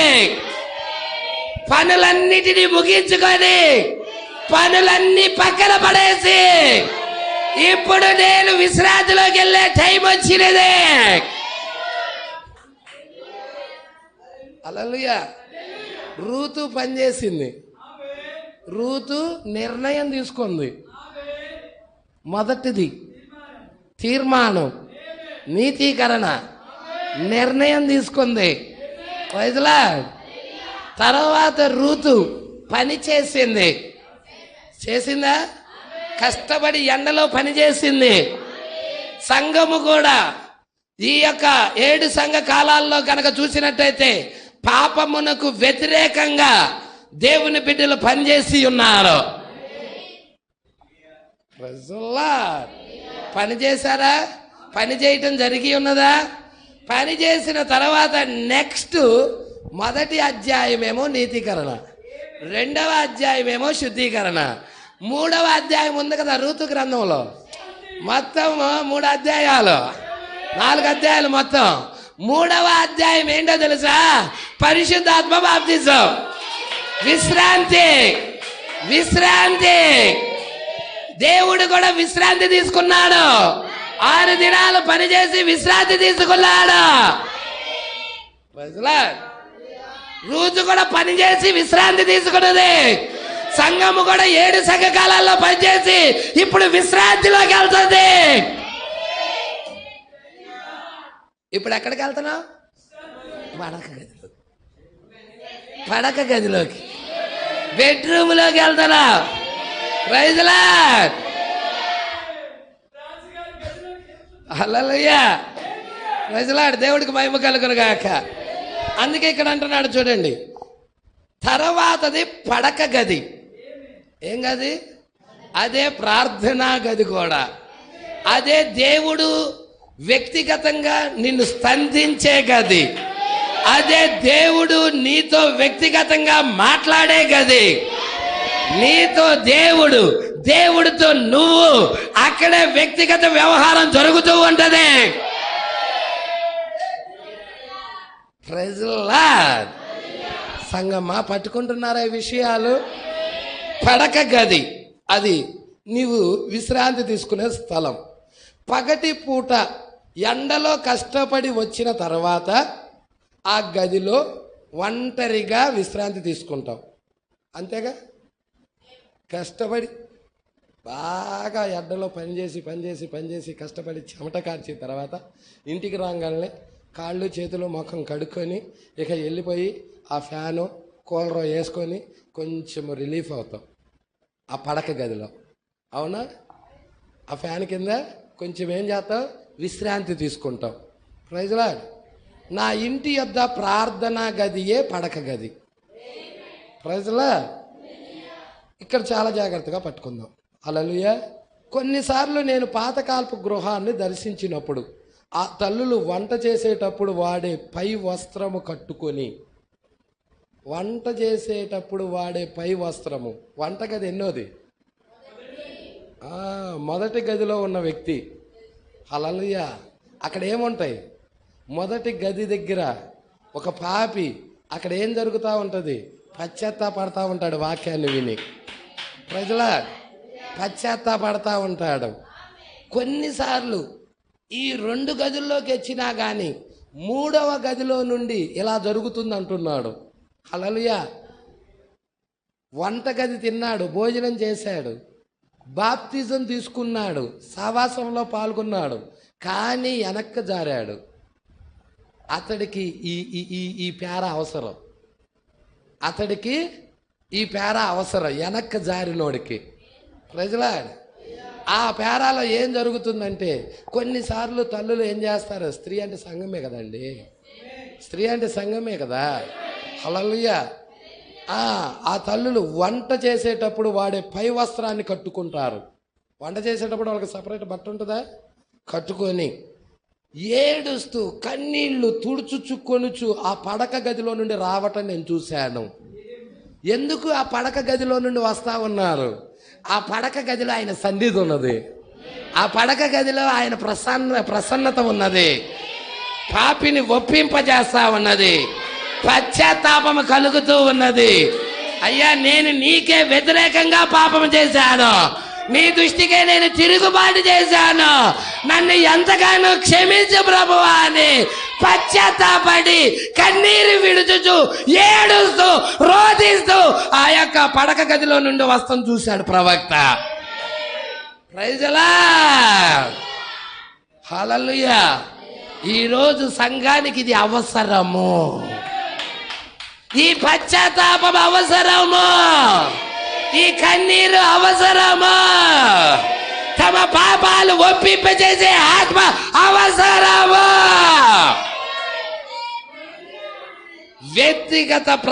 వ్యక్తిగతంగా దేవుడు నిన్ను దర్శించటం అవసరం. హల్లెలూయా. నీకు తెలుసా, దేవుడు వ్యక్తిగతంగా నిన్ను దర్శించాడనుకో, నువ్వు ఎంత అల్పుడువో అర్థమవుతుంది. హల్లెలూయా. నువ్వు ఎంత అల్పుడవో, గనుడువో కాదు, అల్పుడువో, అప్పుడు అర్థమవుతుంది. దేవుడు దర్శించినంత వరకు కాలర్ ఎగరేస్తా ఉంటావు, నా అంత గొప్పోళ్ళు లేడు అనుకుంటా ఉంటావు, వెర్రవీగుతా ఉంటావు, అవతల గట్టుకెళ్ళి అగ్నిగుండంలో పడతావు. అదే దేవుడు దర్శించినప్పుడు, ప్రభువా నేనేమి కానివాడిని, నాలో ఏమీ లేదు ప్రభువా, నిస్సహాయుడిని, పాపాత్ముడిని, పాపిని ప్రభువా అని కన్నీరు విడుస్తావు. హల్లెలూయా. పరిశుద్ధ గ్రంథం మొత్తము 66 అధ్యాయాల్లో ఇమిడ్చిన యెషయా ప్రవక్తే ఇలా అన్నాడు, నేను అపవిత్రమైన పెదాలు కలిగిన వాడిని, అపవిత్రమైన జనుల మధ్య నివసించువాడిని. మహా పెద్ద ప్రవక్తే అంత మాట అంటే, ప్రైజ్ ది లార్డ్. ఇప్పుడు నువ్వేమై ఉన్నావు? అసలు నువ్వేమై ఉన్నావు? నీలో ఏమున్నదని? Praise the lord. ఏమీ లేవు. ప్రభువా నేను అపవిత్రమైన పెదాలు కలిగిన వాడిని. సరెండర్ అయిన వాడికే కృప, సరెండర్ అయిన వాడికే కృప. విర్రవీకి వెళ్ళేవాడికి కృప లేదు. వాడు కృపను తాళదనుకొని వెళ్ళిపోతున్నాడు అంతే. ఎవరైతే లోబడుతున్నారో, ఎవరైతే విధేయులవుతున్నారో, ఎవరైతే కన్నీరు విడుస్తున్నారో, పాపిరని ఒప్పుకుంటున్నాడు, పాపాత్ముడులు ప్రభు అని ఒప్పుకుంటున్నాడు, వారికి దొరుకుతుంది కృప. వాడికి దొరికేది కృప. ప్రజలా దేవుడికి మహిమ కలుగును గాక. నీ దగ్గర ఆస్తులు ఉండొచ్చు గాక, అంతస్తులు ఉండొచ్చు గాక, బ్యాంక్ బ్యాలెన్స్లు ఉండొచ్చు గాక, అయినా కానీ పాపాత్ముడివే. నిజం. కోట్ల రూపాయలు ఉండొచ్చు గాక, అయినా పాపాత్ముడివే. ఒక ధనవంతుడు దీన్ని జీర్ణించుకోలేడు, ఈ మాటను ధనవంతుడు జీర్ణించుకోలేడు, కానీ అయినా వ్యక్తి పాపాత్ముడే అని దేవుడు చెప్తున్నాడు. హల్లెలూయా. మోషే కంటే ఎవడు ధనవంతుడు లేడు. ప్రపంచాన్నే శాసించే అధికారం, రాజు స్థానంలోకి వెళ్ళబోతున్నాడు మోషే. అలాంటిది ఐగుప్తు ధనమే నాకొద్దని, క్రీస్తు నిమిత్తం నింద గొప్ప భాగ్యమని, అల్పకాల పాపభోగాలు వద్దని, దేవుడి ప్రజలతో శ్రమ అనుభవించుట గొప్ప మేలని వాక్యం వైపుకు తిరిగాడు. అది కృప, అది కృప. ప్రజలా నీకు ఈ ఆస్తులు ఉండొచ్చు, అందగాడు అవ్వచ్చు, లేకపోతే మేడ మిద్దెలు ఉండొచ్చు, బ్యాంక్ బ్యాలెన్స్లు ఉండొచ్చు, ఏయైనా ఉండొచ్చు, నువ్వు పాపివే. ప్రజలా నిన్ను రక్షించేది కృప, నిన్ను కాపాడేది కృప, నిన్ను నిలబెట్టేది కృప, నిన్ను నీతిమంతుడిగా మార్చేది కృప. నీ జీవితం యేసుకివ్వు, అర్పించు. మోకాళ్ళ తండయ్యి, మోకాళ్ళ తండయేసి ప్రార్థించు కన్నీటితో, దేవుడు వస్తాడు. అహంకారంలాగా ఉండొద్దు, గర్విష్ఠులుగా ఉండొద్దు. ప్రజలా అంత్య దినాల్లో గర్విష్ఠులు, అహంకారులు లెగుస్తారని బైబిల్ చెప్పింది. వాడి ఆత్మ ఒకవేళ ఉన్నదేమో నీలో. హల్లెలూయా. దీనురాలు బాబు, దీనత్వంలోకి వచ్చు, సాత్వికంలోకి రా, వాక్యానికి లోబడే తనంలోకి రా, వాక్యానికి విధేయురాలయ్యే స్థితిలోకి రా. దేవుడు నీలో కదిలాడతాడు. ప్రైజ్లా. నువ్వు ఎంత అల్పుడువో తెలియచెప్తాడు. నువ్వు ఎంత అల్పుడువో నీకు తెలియాలంటే ఆయన ఆత్మ కావాలి, పరిశుద్ధాత్మ కావాలి. పరిశుద్ధాత్మ లేకుండా నువ్వు ఎంత అల్పుడువో నీకు తెలియదు, అర్థం కాదు. నాకు అయ్యున్నాయి ఇయ్యున్నాయి అని విర్రవీగుతా ఉంటావు, అర్థం కాదు. ప్రజలా అవన్నీ జీరోనే, వ్యర్థమే. నువ్వు చూపించే అన్ని వ్యర్థమే. వాక్యమే శాశ్వతం, వాక్యమే స్థిరమైనది, వాక్యమే నిత్యమైనది, వాక్యమే స్థిరంగా నిలిచేది.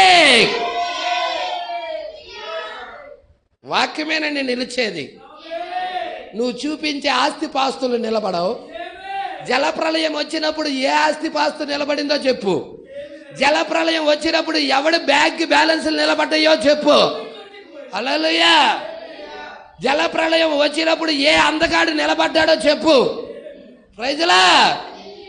ఎవడు బ్రతికాడో చెప్పు నాకు. ఈరోజు నోవాహు దినాలివి, నోవాహు దినాలివి. ఈ దినాలలో నీ జీవితం వాక్యానికి సరిపోతుందా లేదా ట్రాలీ చేసుకో.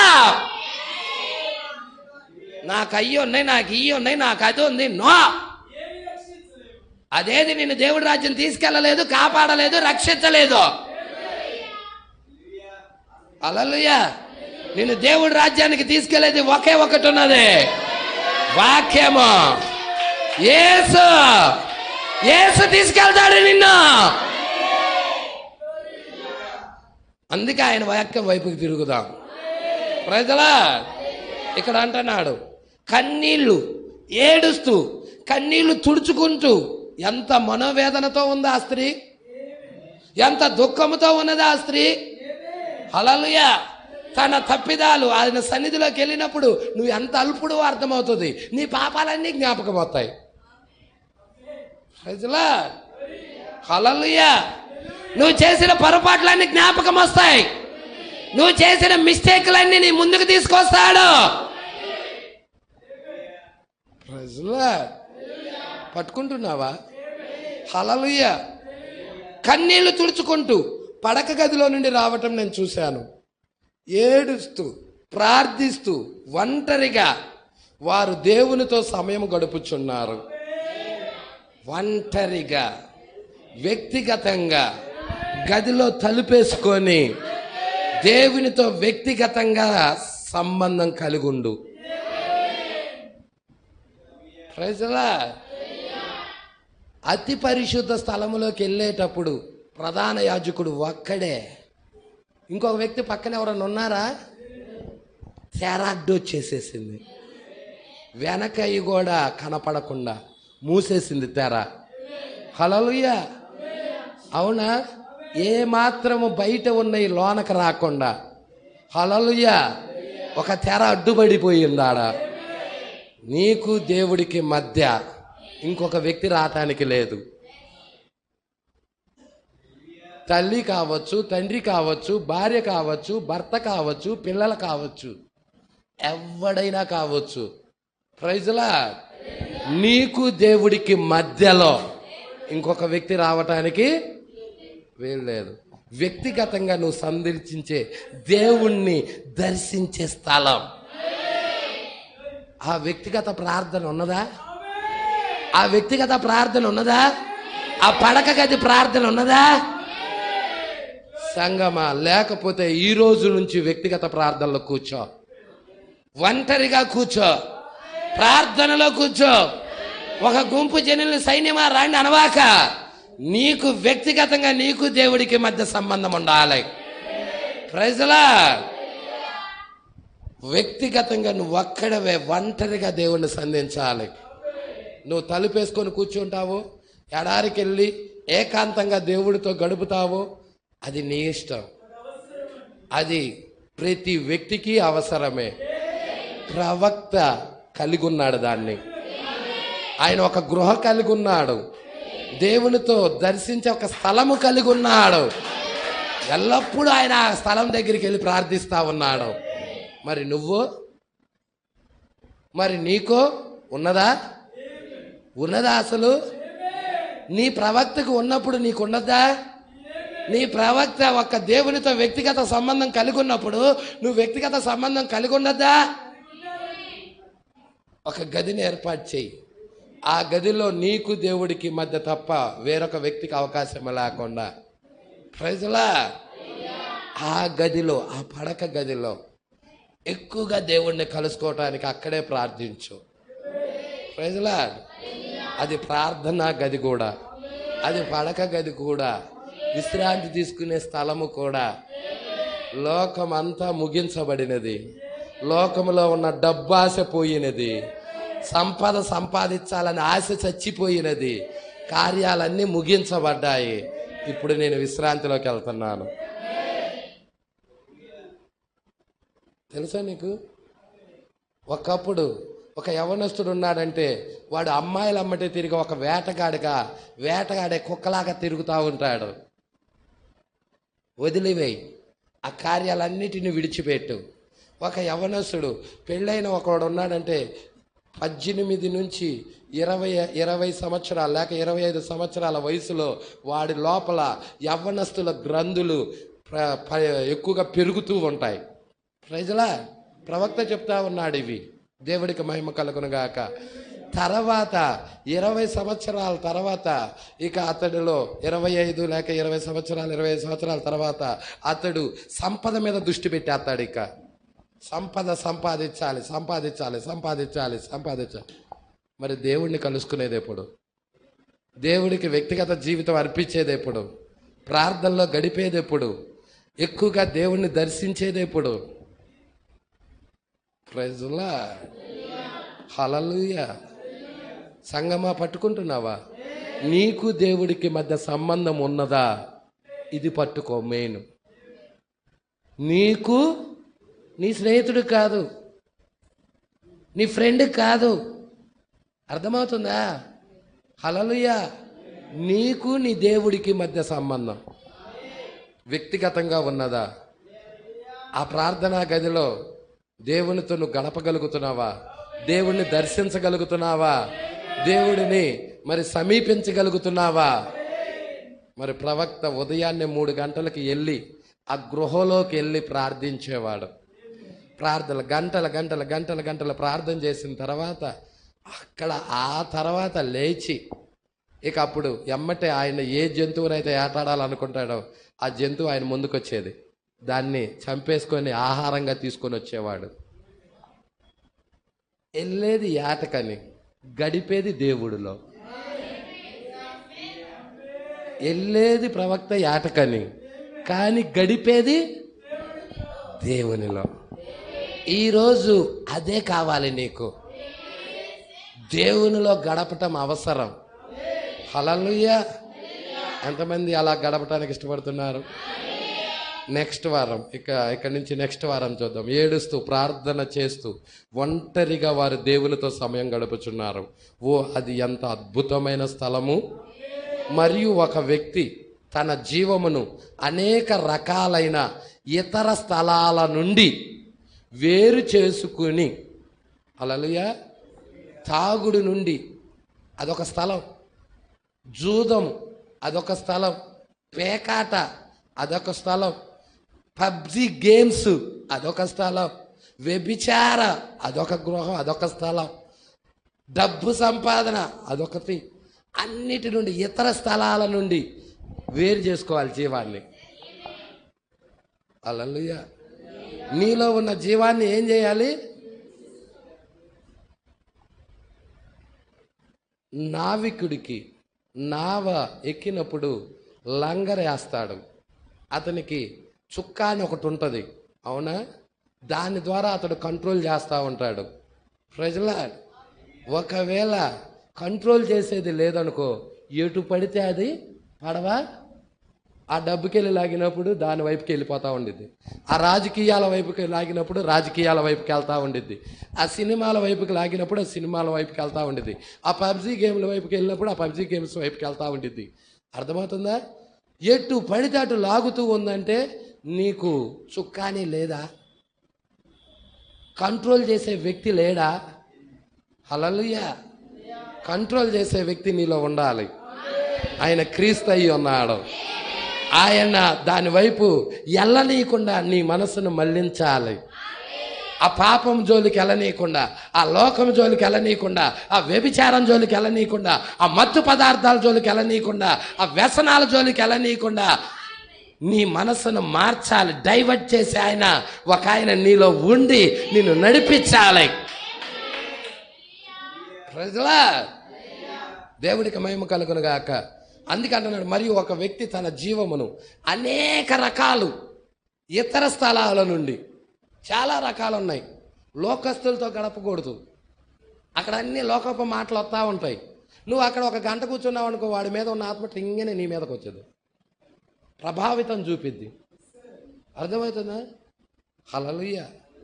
ప్రభావితం చూపిద్ది. ఇతర స్థలాల నుండి, ఇది అండర్లైన్ చేసుకోండి కావాలంటే, అనేక రకాలైన ఇతర స్థలాల నుండి వేరు చేసుకొని అక్కడి నుండి ఏమవ్వాలి? వేరవ్వాలి, సపరేట్ అవ్వాలి. ప్రజలా, అయ్యా నా చుట్టమయ్యా, నా బంధువు అయ్యా. అయితే ఏంటంటే నీ బంధువు అయితే ఏంటి? నాకు అర్థం కాదా? నీ బంధువు అయితే ఏంటి? దేవుడి కంటే ఏమైనా ఎక్కువ ఏంటి? నేను అడుగుతున్నా, నీ బంధువు అయితే ఏంటి? నీ చుట్టమైతే ఏంటి? లేకపోతే ఇంకొక వ్యక్తి అయితే ఏంటి? ఏమైనా ఎత్తాడా నిత్య జీవం? ఇస్తే చెప్పు, అందరం వెళ్దాం. వాడి జీవితం అపవిత్రమైన జీవితంగా ఉంది. వాడే సరైన స్థితిలో లేడు. నువ్వు ఇంకా వాడిని సరైన స్థితిలోకి తీసుకురావాల్సింది పోయి వాడితో ఏకమవుతున్నావు అనుకో, నీకు లంగర్ లేదు, పరిశుద్ధాత్మ లేదు. అందుకే లోకస్తుడితో మరి వేరు చేసుకోకుండా వాడితో పాటు జీవించడానికి ఇష్టపడతా ఉన్నావు. ప్రజల, అదే నువ్వు పరిశుద్ధాత్మ ఉన్నదనుకో, వేరు చేసుకుంటావు. అబ్రహాం వేరు చేసుకోలేదా? నేను అడుగుతున్నా, అబ్రహాం వేరు చేసుకోలేదా? తండ్రి ఇంటి నుండే వేరు చేసుకున్నాడు ఆయన. నువ్వు అబ్రహాం కంటే గొప్పదానివా ఏంటి? గొప్పవాడివా ఏంటి? హల్లెలూయా. అబ్రహాం కంటే ఎవరు గొప్పవాడు కదా? అని విశ్వాసులకు తండ్రి. ప్రజలా, అన్నిటిని విడిచొచ్చాడు. మరి నువ్వు వాక్యం కోసం విడవలేవా ఏంటి? హల్లెలూయా. వాక్యం కోసం, వర్తమానం కోసం నువ్వు అవసరమైతే నీ బంధువులని అంత ప్రేమ ఉన్నోడివి చెప్పు, వాళ్ళకి వాక్యం విన్నారనుకో సహవాసానికి తీసుకురా, వినలేదనుకో ఇంకా మరి నువ్వేం చెప్తావు? గుడ్ బై చెప్పు. చాలామంది నాకు పెళ్ళికి రమ్మని ఉత్తరాలు ఇచ్చారు, గుడ్ బై చెప్పేసా. నిజం, వాళ్ళ పెళ్ళిళ్ళకి నేను వెళ్ళలా. ప్రజలా మా రక్త సంబంధికులే, మా బంధువులే, కుటుంబ సభ్యులుగా ఉన్న వాళ్ళే. హల్లెలూయా. రాయ్యా పెళ్ళికి రాయ్యా అని ఇంటికి వచ్చి అలా ఇచ్చారు, అయినా వెళ్ళాల. దేవుడికి మహిమ కలుగును గాక. నాకు లంగర్ యేసుతో, వ్యక్తిగతంగా నేను గడపాల్సింది యేసుతో. హల్లెలూయా. నాకు వాళ్ళు కాదు ముఖ్యం, నాకు యేసు ముఖ్యం. దేవుడికి మహిమ కలుగును గాక. నాకు ఎవ్వరు ఉన్నా లేకపోయినా యేసుంటే చాలు. పాట పాడతావుగా, యేసుంటే చాలు నాకు ఈ లోకంలో ఏది వద్దని. హల్లెలూయా. జీవితం దగ్గరికి వచ్చేదలకే యేసుంటే చాలు అని జీవితంలో అనవా? పాట అయితే ఉందిగా, పాట కూడా పాడతారుగా చక్కగా, యేసు మాత్రం చాలు, యేసుంటే చాలు. లోకం వద్దని ఎందుకు అనుకో? హల్లెలూయా. ఈరోజు క్రైస్తవం ఎలాగో తయారైందంటే ఇటు లోకము కావాలి, ఇటు యేసు కావాలి. అదే నులివెచ్చని స్థితి, అదే నామకార్థపు జీవితం. దాన్ని విడిచిపెట్టు, యేసుని హత్తుకో, నిత్య జీవం సంపాదించుకో, దేవుడి రాజ్యం దొరుకుతుంది. ప్రజలా దొరుకుతుంది. నిజం. వాక్యానికి వ్యతిరేకమైన పనుల జోలి వెళ్ళవాక. నిజం చెప్తున్నా నేను. వాక్యానికి వ్యతిరేకమైన కార్యాల జోలు, అతను నీ బంధువు అవ్వచ్చు, చుట్టం అవ్వచ్చు, నీ తోబుట్టు అవ్వచ్చు, లేకపోతే నీ అన్న అవ్వచ్చు, ఎవడైనా కావచ్చు. వాళ్ళు వాక్యంలో లేనప్పుడు వాళ్ళ యొక్క కార్యాలకు పిలిచినా కానీ మనం వేరుగా ఉండాలి. అర్థమైందా? మనము వేరుగా ఉండాలి. అలా లేకపోతే దేవుడు కట్ అవుతాడు నీ జీవితంలో. దేవుడు కావాలో వాళ్ళు కావాలో నువ్వే డిక్లేర్ చేసుకో. దేవుడు కట్ అవ్వకుండా ఉండాలి అంటే నువ్వు ఆ వాక్యానికి వ్యతిరేకంగా ఉన్నాయి కట్ చేసి దేవుడితో గడుపు. అప్పుడు దేవుడు నీలో ఎదుగుతాడు. ప్రైజ్లా అర్థమవుతుందా? దేవుడికి మహిమ కలుగునుగాక. ఇది అబ్రహాం వర్తమానం అండి. ఇది ఎలాంటి వర్తమానం? అబ్రహాం వర్తమానం. ఇది వేరుపరిచే వర్తమానం. దేవుడు ఆది కాండము నుండి వేరుపరుస్తానే వస్తున్నాడు. చూడు, చీకటిని వెలుగుని వేరుపరిచాడా లేదా? 1వ అధ్యాయంలోనే ఉందిగా. మరి నీ బంధువులందరూ చీకటిలోనే, విగ్రహారాధనలోనే, లోకంలోనే ఉన్నారు. నువ్వు వాళ్ళతో ఐక్యమవుతున్నావంటే నువ్వు చీకటిని వెలుగుని కలుపుతావా? వేరు చేశాడు దేవుడు. అబ్రహాముని లోతుని వేరు చేశాడా లేదా? వేరు చేయలేదా? వేరు చేశాడు. ఇష్మాయేలుని ఇస్సాకుని దేవుడు వేరు చేశాడా లేదా? యాకోబును ఏశావును దేవుడు వేరు చేశాడా లేదా? ప్రైజ్లా. పగటిని రాత్రిని దేవుడు వేరు చేశాడా లేదా? ప్రైజ్లా. ఉదయించటానికి సూర్యుడిని పెట్టాడు పగటిలో, రాత్రినేమో చంద్రుడిని పెట్టేసేసాడు. ప్రైజ్లా. భూమి మీద 2 ఉన్నాయి. నువ్వు డిసైడ్ చేసుకొని నడవటం నీ వంతు. ప్రజలా, వాక్యంతో సహవాసం చేయటం నీ వంతు. చీకటితో నడిచే వాళ్ళతో కావాలంటే నీ ఇష్టం, వెలుగుతో నడిచే వాళ్ళు కావాలంటే వాక్యం వెలుగు తిరగాలి. ప్రజలా, అందుకే ఇక్కడ అంటున్నాడు, ఇతర స్థలాల నుండి వేరు చేసుకొని క్రీస్తుతో ప్రతిష్ఠించబడిన ఆ స్థలములో, క్రీస్తుతో ప్రతిష్ఠించబడిన ఆ స్థలములో. ఇప్పుడు క్రీస్తుతో ప్రతిష్ఠించబడిన స్థలాల్లోకి వెళ్ళాలని ఎంతమంది ఇష్టపడుతున్నారు? అలా వెళ్తేనే ఎత్తబాటు. ప్రజలా, పాష గారు ఇవి కాదు పాష గారు, మాకు ఎలాగ ఆశీర్వదించాలో చెప్పు, ఎలాగో మేము ఆశీర్వదించబడతామో చెప్పు, మాకు డబ్బు ఎలా వచ్చిందో చెప్పు. నేను చెప్తా, ఉన్న డబ్బు కూడా పోయిద్ది.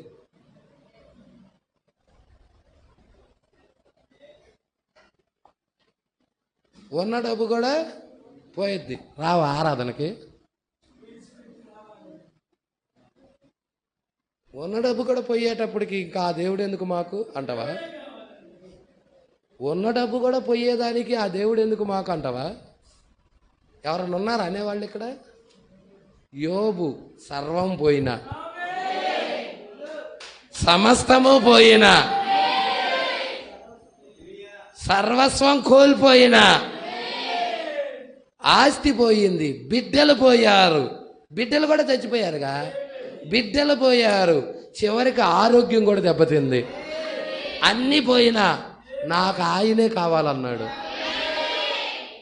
ఇది విశ్వాస లక్షణం, ఇది విశ్వాస లక్షణం. ప్రజలా మరి నువ్వు విశ్వాసివో అవిశ్వాసవో డిక్లేర్ చేసుకో. నాకు వాక్యమే కావాలని నిలబడతావో, లేదయ్యా నేను వాక్యం దగ్గరికి ఎందుకు వస్తున్నానంటే దేవుడు నన్ను దీవిస్తాడని. హల్లెలూయా. మీకు ఒక విషయం తెలుసా? సంఘశాఖ వాళ్ళు అనుకుంటున్నట్టుగా దీవెన డబ్బు కాదు, దీవెన నిత్య జీవం. సంఘశాఖల వాళ్ళు దీవెన అంటే డబ్బు అనుకుంటున్నారు. నేను చెప్తున్నాను, దీవెన అంటే డబ్బు కాదు, పేరు ప్రఖ్యాతలు కూడా కాదు, నీ మీద నిందలు కూడా వస్తాయి, అయినా నువ్వు దీవించబడినోడివే. శ్రమ కూడా వచ్చింది, దీవించబడినోడివే. ఉన్న డబ్బు కూడా తీసివేయబడింది, దీవించబడినోడివే. హల్లెలూయా. ఏంటి భాష గారు దీవెన? మరి నిత్య జీవం, నిత్య జీవం. ధనవంతుడికి లేదు నిత్య జీవం, లాజరుకు ఉంది నిత్య జీవం. బైబిల్లో ధనవంతుడు ఉన్నాడు, లాజరు ఉన్నాడు, దరిద్రుడు అనే లాజరు. లాజరు నిత్య జీవానికి వెళ్ళాడు, ధనవంతుడు అగ్నిగుండానికి వెళ్ళాడు. ప్రజలా ఇప్పుడు వీళ్ళిద్దరిలో ఎవరు దీవించబడ్డారో చెప్పండి, లాజరా ధనవంతుడా? మరి డబ్బు లేదుగా ఆయన దగ్గర, డబ్బు ఉందా? లేదుగా. ధనవంతుడి దగ్గర పిచ్చ డబ్బు ఉంది, కానీ లాజరు దగ్గర డబ్బే లేదు. ప్రజలా మీరు అనుకుంటున్నారుగా దీవెన డబ్బు అని, సంఘశాఖల వాళ్ళందరూ అదేగా నేర్పిస్తుంది. లాజరు దగ్గర డబ్బు లేదు. నేను ఇంకోటి చెప్తా, ఐగుప్తు ధనం, ఐగుప్తు సామ్రాజ్యం ధనం, అది దీవెన? లేక ఐగుప్తు ధనాన్ని విడిచిపెట్టి నింద దీవెన, క్రీస్తు నిమిత్తం నింద దీవెన? బైబిలే నేను చూపిస్తుంది, నేను బయట ఏం చూపించలా. నా సొంత మాటలు చెబితే భాష గారు నీ సొంత మాటలు చెప్పావని చెప్పు. ప్రజలా ఏది దీవెన చెప్పు నాకు. వాక్యమే దీవెన, యేసే దీవెన, నిత్య జీవమే దీవెన. నీకు యేసు కావాలా? డబ్బు కావాలా? యేసు కావాలా? బంగారం కావాలా? యేసు కావాలా? సిరి సంపదలు కావాలా? యేసు కావాలా? మేడ మిద్దెలు కావాలా? యేసు కావాలా? లోకం కావాలా? ప్రజలా నాకు ఈ సామ్రాజ్యాలు అవసరం లేదు, వెండి బంగారాలు అవసరం లేదు, మేడ మిద్దెలు అవసరం లేదు. యేసుంటే చాలు. పాట అయితే పాడతావు, జీవితం దగ్గరికి వచ్చేదలకే పాట అయితే పాడుతున్నారు. నా బంగారమా నువ్వే అయ్యా అని, మేడంతా నువ్వే అని, నా ధనమంతా నువ్వేనని పాట అయితే పాడుతున్నావు. మరి నీ జీవితం దగ్గరికి వచ్చినప్పుడు ఎందుకు అన్వయించగలా? Praise Lord. దేవుడికి మహిమ కలుగునుగాక. జీవితం కావాలి, వాక్య ప్రకారంగా జీవించటం కావాలి. ఇది వధువుకి నేర్పిస్తున్నాడు ఆయన. హల్లెలూయా. ఎంతమంది జీవించడానికి ఇష్టపడుతున్నారు? ఎంతమంది వాక్యమే దీవెనని నమ్ముతున్నారు? బైబిల్ ఇలా చెప్పింది, నేను నమ్ముచున్న బైబిల్. దీవెన ఆశీర్వాదం అనేది దుష్టత్వము నుండి, పాపము నుండి మళ్లించటమే ఆశీర్వాదం అని, నిజమైన ఆశీర్వాదం అని నా పరిశుద్ధ గ్రంథం చెప్పింది. నాకు కావలసింది అది దీవెన. పాపము నుండి మళ్లించాలి, భక్తిహీనత నుండి మళ్లించాలి, దుర్మార్గత నుండి మళ్లించాలి, యేసు వైపుకి మళ్లించడమే దీవెన. ఇది దీవెనండి, ఇది దీవెన.